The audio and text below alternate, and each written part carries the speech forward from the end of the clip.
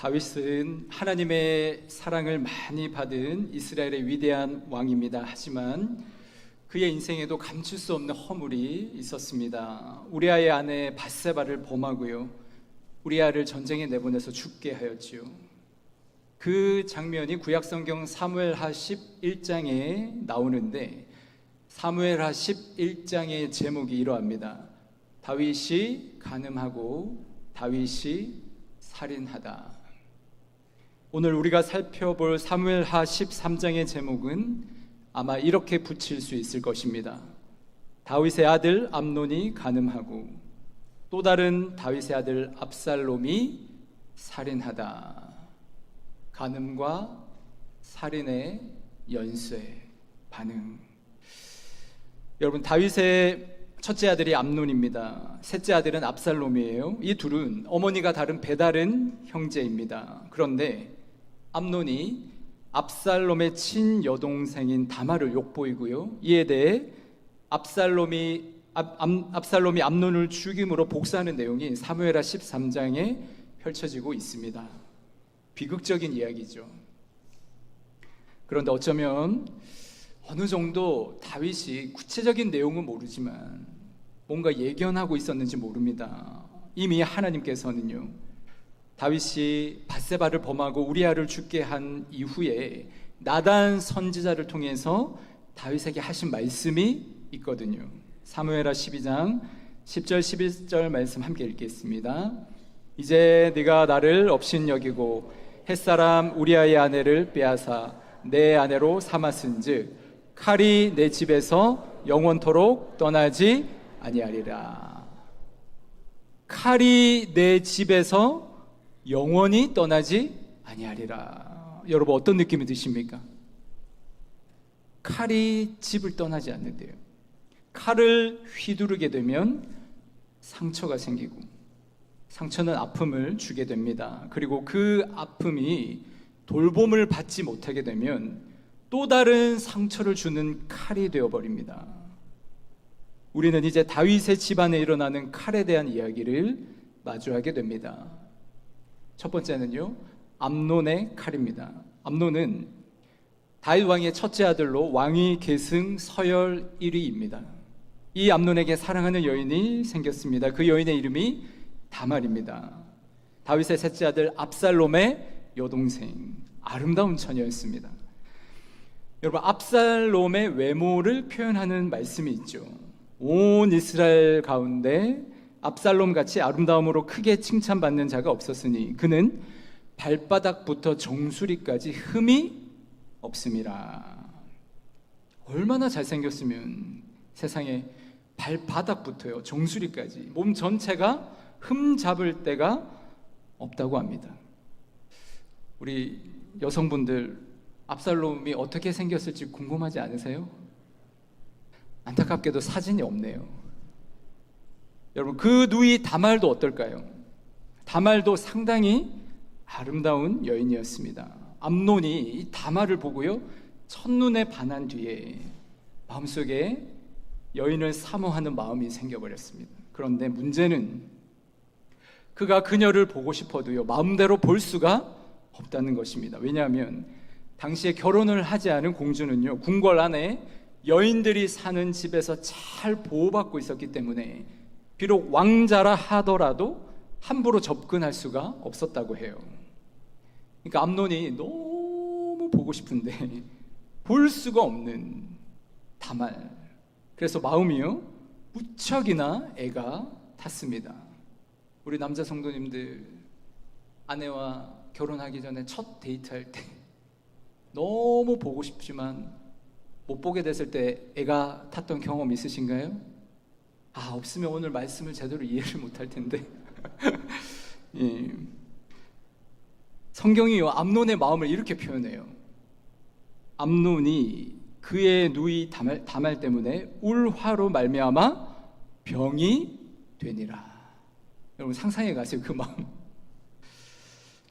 옆에서 지켜보는 사람들 눈에 암논의 모습이 이랬다는 거예요. 얼굴에 핏기가 없고요, 야위고 창백해져 가는 겁니다. 이런 암논의 모습을 본 친구 요나답이라는 사람이 있었습니다. 성경에는요, 그를 심히 간교한 사람이더라라고 말해요. 암논에게 요나답이 충동질을 합니다. 야, 다 죽어가냐? 그러지 말고 먼저 일을 좀 저질러 봐. 마치 하와에게 속삭이는 뱀과 같은 그의 말, 암논의 귀를 솔깃하게 만들었습니다. 바로 그 순간 여러분, 암논의 사랑에 순수함은 사라져버리고요, 추악한 욕정이 불타오르게 됩니다. 그리고 이성의 고삐가 풀린 욕망이 너무나 빠르게 질주해 갑니다.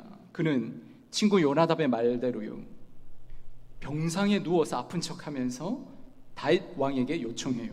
왕이시여, 누이 다말이 저에게 좀 와서 음식을 만들어서 먹게 해주시면 제가 좀 나을 것 같습니다. 다윗이 아들이 아프다니까요. 이를 허락하고 다말이 암논에게 가도록 합니다.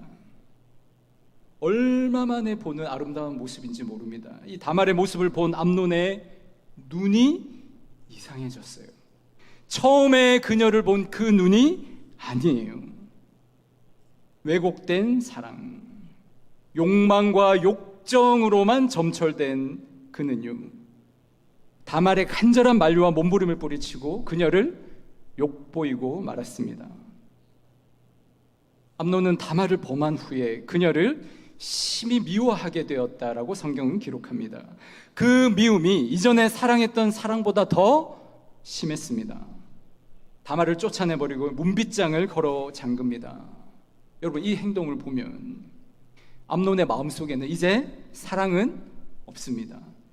오직 욕망과 욕정에 불타올라 있었음을 여실히 보여주는 그의 행동입니다.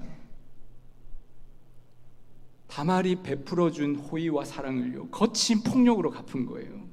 살아있는 한 인격체로 상대하는 게 아니고요, 마음대로 쓰고 내던져버리는 물건처럼 다루었습니다. 공주인 다말이 창녀처럼 굴욕을 당했습니다. 다말이요, 머리에 재를 얹고 채색 옷을 찢으면서 크게 울부짖습니다. 그런데 주위에 아무도 다말을 도와서 그녀를 위로하거나 그녀의 억울함을 풀어주는 사람이 없습니다. 암논이 휘두른 욕망과 욕정의 칼은요, 다말의 마음에 깊은 상처를 남기게 되었습니다. 여러분, 암논은 자신의 욕망을 사랑이라고 읽었습니다. 어느 부모님의 이야기입니다. 그 부모님은요, 자녀를 누구보다 사랑했어요. 좋은 학교에 보내고 좋은 학원에 보내고요, 좋은 직장 갖게 하려고 평생 일해서 공부시켰어요. 자녀를 위해서라면 아까울 게 없었습니다. 부모는 자신이 할 수 있는 모든 것 내가 다 해주었다라고 생각했습니다. 그런데 어느 날 성인이 된 자녀가 부모를 찾아왔습니다. 조용히 이렇게 말하는 거예요. 엄마는 한 번도 제가 무엇을 하고 싶은지 물어본 적이 없어요. 엄마가 그 말을 듣고 굉장히 충격을 받아요. 그게 무슨 말이냐? 내가 너를 얼마나 사랑했는데. 그러자 자녀는 이렇게 말합니다. 엄마는 저를 사랑한 것이 아니라 엄마가 원하는 제 미래를 사랑했던 것 같아요. 여러분, 참 마음 아픈 이야기죠. 여러분, 물론 부모가 자녀를 사랑하죠. 당연히 거짓 사랑 아니었을 것입니다. 그런데 그 사랑 속에 어느새 부모 자신의 기대와 욕망이 너무 덕지덕지 많이 붙어 있는 거예요. 여러분, 사랑은요, 상대를 존중합니다. 그러나 욕망은요, 상대를 내 뜻대로 만들려고 합니다. 사랑은 상대를 위한 것이지만 욕망은 결국에는 나 자신을 위한 것입니다. 욕망은 종종 사랑이라는 얼굴을 하고 우리에게 찾아옵니다. 암논도 자신은 다말을 처음 사랑한다고 생각했습니다. 근데 결국에 그는 다말을 사랑한 것이 아니라 자기의 욕망을 사랑이라고 착각했던 것입니다. 사랑하는 성도 여러분, 여러분은 여러분 안에 있는 욕망을 무엇으로 읽고 있으십니까? 욕망을 헌신이라고 읽지는 않으십니까? 내 욕망을 혹시 믿음이라고 읽고 계시지 않으십니까? 아니, 여러분도 욕망을 사랑이라고 읽고 있지는 않으십니까? 두 번째는 압살롬의 칼입니다.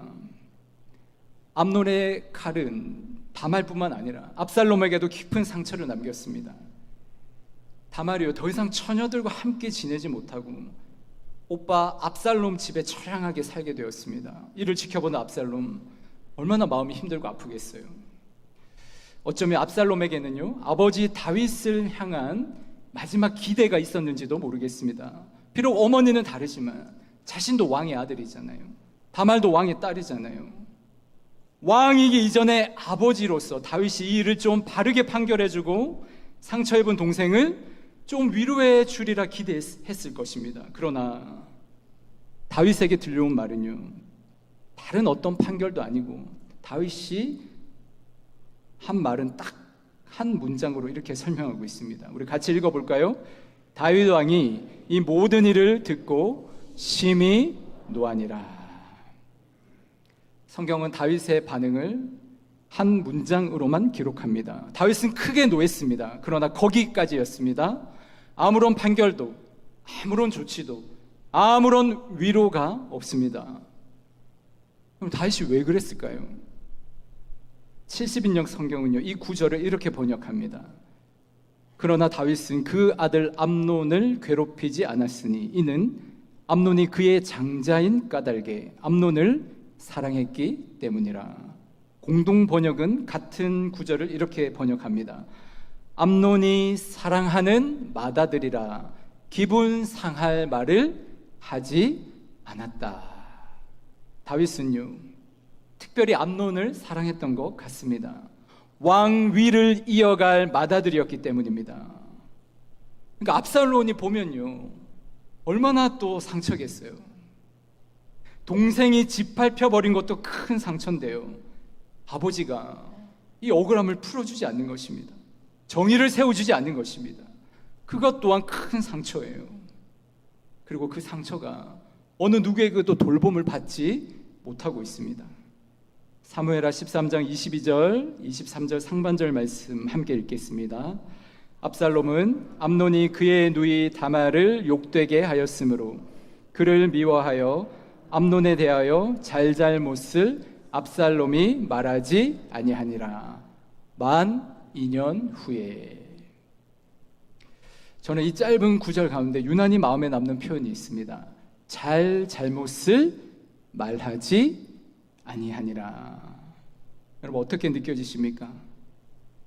더 이상 아무에게도 이 억울함을 말하지 않습니다.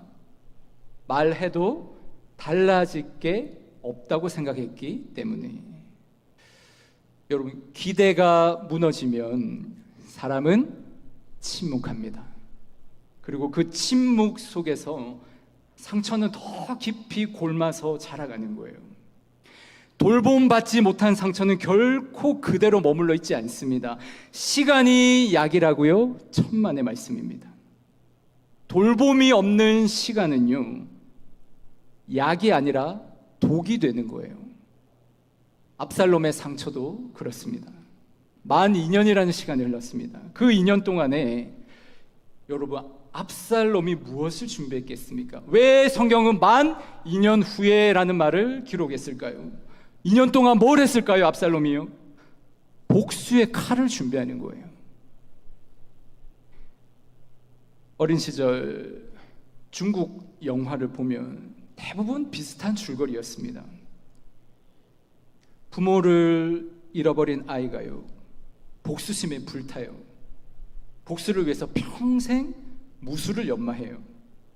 그리고 마침내 원수를 갚습니다. 제가 본 중국 영화는 모든 스토리가 다 이랬어요.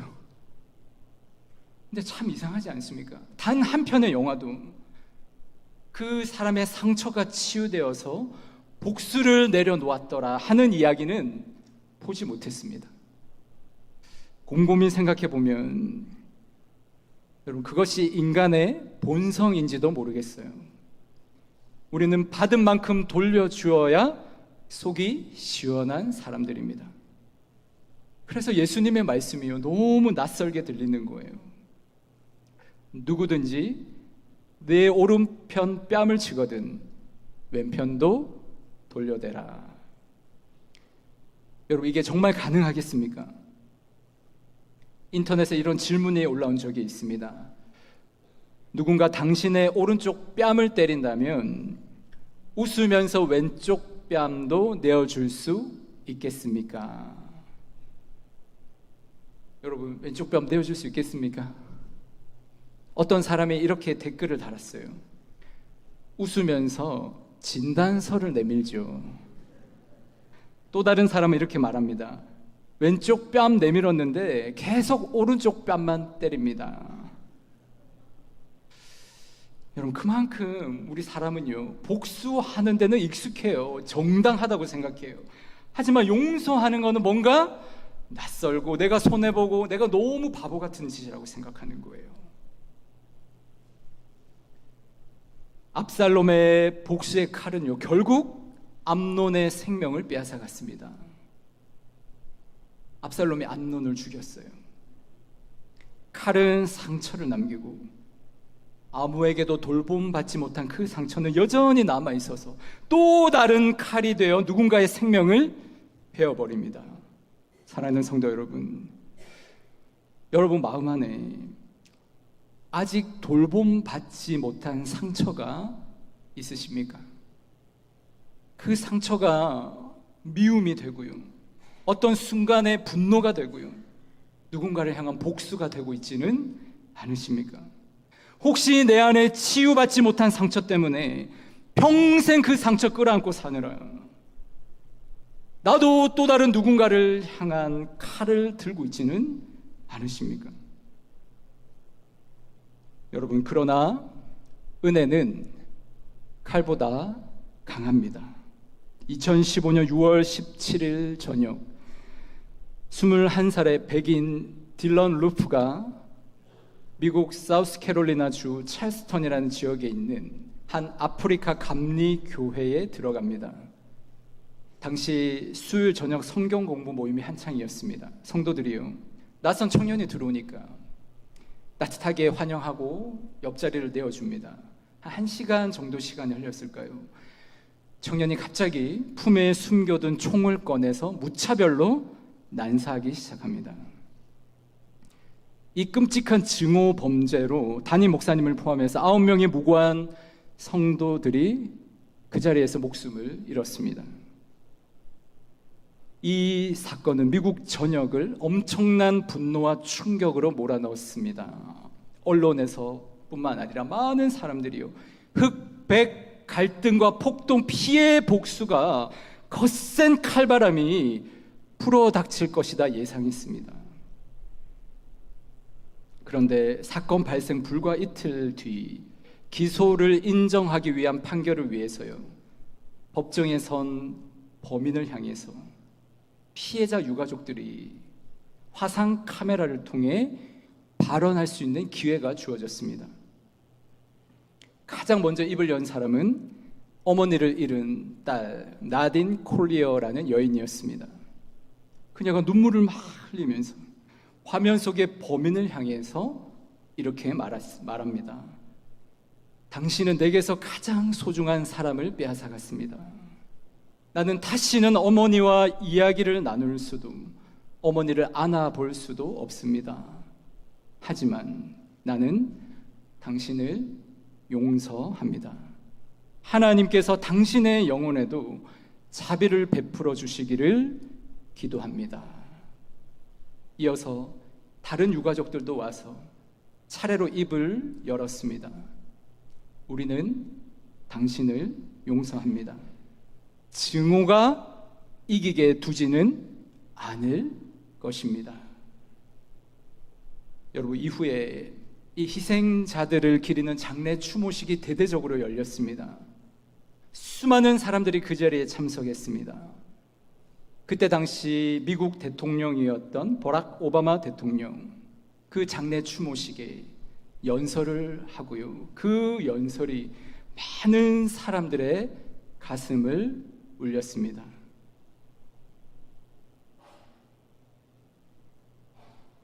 Blinded by hatred, the alleged killer could not see the grace surrounding Reverend Pinckney and that Bible study group.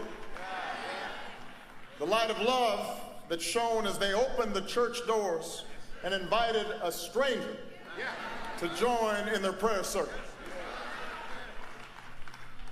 The alleged killer could have never anticipated the way the families of the fallen would respond when they saw him in court in the midst of unspeakable grief with words of forgiveness. He couldn't imagine that.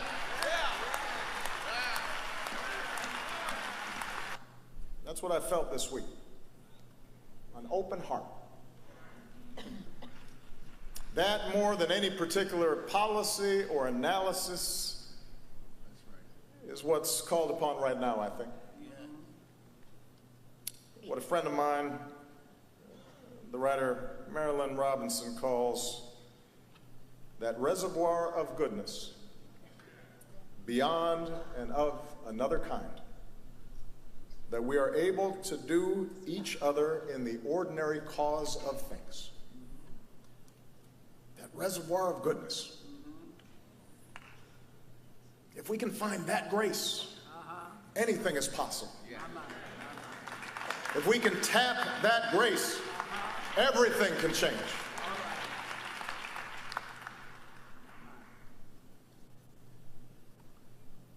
Amazing grace.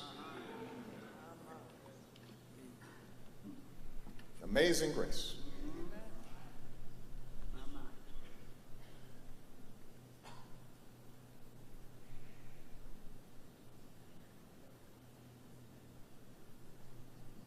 Amazing grace, how sweet the sound that saved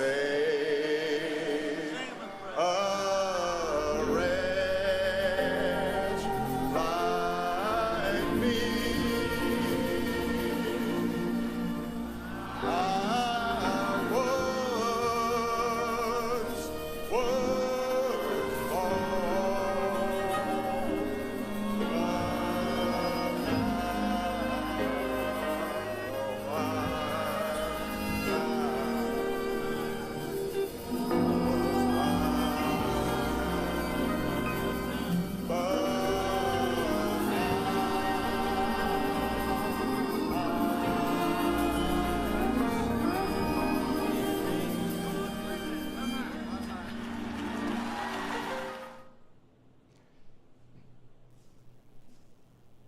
아홉 명의 목숨을 잃어버린 사람들을 위한 장례 추모 예식에 한나라의 대통령이 Amazing Grace를 노래합니다. 여러분, 저 멀리에서부터 오는 다른 종류의 선을 위한 저수지, 선을 위한 저수지, 선을 행할 수 있는, 용서하고 사랑할 수 있는 우리 마음의 저수지. 나에게 그런 게 없기에 저 멀리 다른 종류에서 와야 된다. 그것을 은총, 하나님의 은혜라고 합니다. 여러분, 가슴이 찢어지는 고통 속에서 피의 복수라는 매우 정당해 보이는 그 칼을 뽑아드는 대신에요, 도무지 자격 없는 자에게 은혜와 용서를 선포한 것입니다. 이 유가족들의 눈물 어린 용서의 고백이 전해지고 어메이징 그레이스가 울려 퍼지는 순간에 미국 전역에 들끓고 있던 분노와 폭동의 조짐은 기적처럼 멈추었다고 해요. 은혜가 날카로운 칼을 꺾어버린 역사적인 순간이었습니다. 사랑하는 성도 여러분, 은혜가 바로 이런 것입니다. 그저 잘못을 없던 일로 되돌리는 게 아닙니다. 잘못보다는요, 먼저 사랑이 찾아오는 것입니다. 정죄받고 벌받아 마땅한 사람이라 하여도 품어주는 것, 손 먼저 붙잡아 주는 것, 그것이 은혜입니다. 은혜는 받을 자격이 없는 사람에게 넘치는 사랑이 부어지는 것입니다. 은혜의 시작은요, 나라는 사람이 얼마나 자격이 없는 사람인 것을 깊이 깨닫는 데서부터 시작합니다. 찰스턴 교회 유가족들이 마주했던 그 범인처럼 어쩌면 우리 역시 하나님 앞에서 심판이라는 칼을 받아 마땅한 죄인들입니다. 여러분, 하나님 앞에 서 보셨습니까? 하나님 앞에 서면요, 예수님의 십자가 앞에 내가 서면요, 여러분, 내 안에 원초적인 모습들이 다 보이잖아요. 내가 얼마나 추악하고요, 내 안에 거짓이 있고요, 내가 얼마나 교만한 사람인지, 너무나 쉽게 분노하고 누군가를 정죄하고 비난하는 내 마음이 보이잖아요. 내 안에 얼마나 깊은 상처가 있고, 그 상처가 제대로 다루어지지 않아서 상처로 얼룩진 마음 때문에 누군가를 향해 쉽게 분노하고 정죄하고 미워하는 내 모습들이요, 낱낱이 드러나는 거예요. 주님 앞에 서면 나에게 도저히 가능성이 없구나, 내 스스로 힘과 의지로 내가 이 고리를 끊어버릴 수 없구나, 그래서 나에게 예수님의 은혜가 필요하구나. 여러분, 사람이 진정한 자기 모습을 직면하게 될 때 주님의 십자가를 붙들게 되는 거예요. 그리고 우리를 심판의 칼로 베어내는 대신에 십자가의 피로 덮어주시는 그 예수님의 놀라운 은혜가 얼마나 큰지를 비로소 깨닫게 되는 것입니다. 다윗은 앞서서 암논이 다말을 범했다는 이야기 들었을 때 별다른 말이 없었습니다. 그저 심히 노했다라고 했어요. 여러분, 사실은요, 다윗이 할 말이 없었을 것입니다. 왜요? 과거에 자신도 그랬지 않습니까? 다윗의 그 분노의 내용이 무엇이라고 생각하세요? 자신이 밧세바를 품었던 그 날을 떠올렸을 것입니다. 마음속으로 이렇게 울부짖지 않았겠습니까? 내 아들 암논아, 너도 그렇게 하였단 말이냐? 정말 너도 그렇게 하였단 말이냐? 압살롬으로부터 암논이 죽었다는 소식을 전해 들었을 때 다윗에 대해서 사무엘하 13장 36절은 이렇게 말씀합니다. 우리 함께 읽겠습니다. 말을 마치자 왕자들이 이르러 소리를 높여 통곡하니 왕과 그의 신하들도 심히 통곡하니라. 여러분, 다윗의 이 통곡의 내용은 또한 무엇이겠습니까? 단지 아들이 죽었다, 그것도 큰 슬픔인데요, 다윗은 떠올렸을 거예요. 밧세바의 남편 우리아를 적들의 손에 죽게 한 그날을 떠올렸을 것입니다. 가슴을 치며 울부짖었겠죠. 압살롬아, 압살롬아, 너도 그리하였단 말이냐? 너도, 그리고 나도, 우리 모두가 이런 존재란 말이냐? 우리에게 무슨 소망이 있을 수 있단 말이냐? 여러분, 우리가 사는 세상은 언제나 칼부림이 난무합니다. 누군가에게 상처를 주고요, 나도 누군가에게 상처를 받고 살아요. 주고 싶지 않은데 줄 때가 있습니다. 선한 사람이든 악한 사람이든 칼을 휘두르는 건 마찬가지입니다. 우리는요, 생각하면서도 안으로 칼을 갈고 있어요. 상대방을 바라보면서도 칼을 갈고요, 웃으면서도 칼을 갑니다. 힘을 합치자고 말하면서도 안으로는 칼을 갈아요. 칼로 만들어진 세상은 너무 잔인하기만 합니다.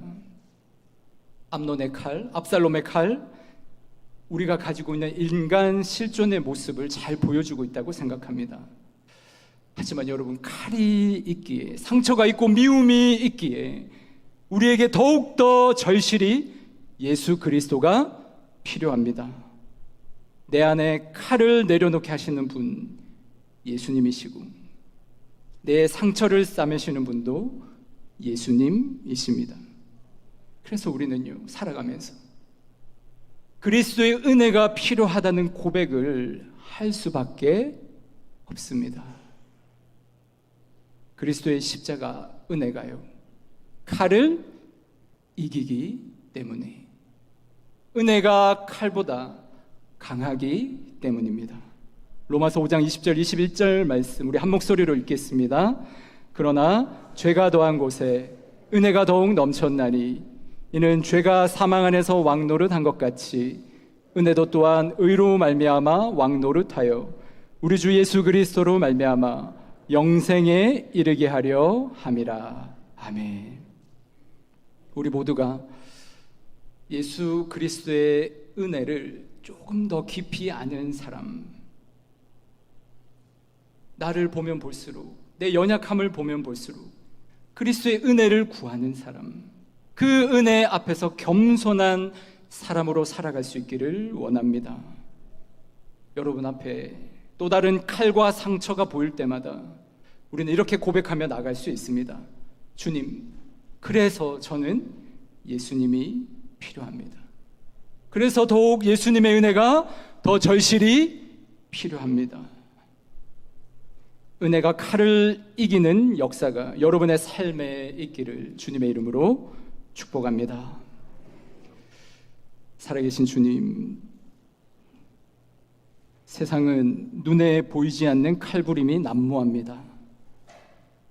칼은 상처를 남기고 아무에게도 돌봄을 받지 못한 상처는 또 다른 칼이 되어 누군가의 가슴에 상처를 주게 됩니다. 주님, 칼이 아픔을 주며 칼이 무서운지 알면서도 우리의 힘으로 이 칼을 어찌할 수 없음을 주님 앞에 고백합니다. 오직 주님의 은혜만이 우리 안에 있는 칼을 내려놓게 하시며 오직 주님의 은혜만이 우리 안에 있는 상처를 깨끗이 치유하실 수 있습니다. 그래서 주님, 오늘도 저희들은 주님의 은혜를 구합니다.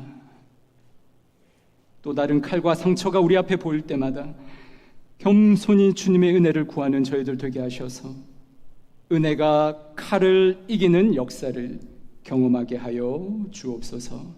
예수님의 이름으로 기도드립니다. 아멘.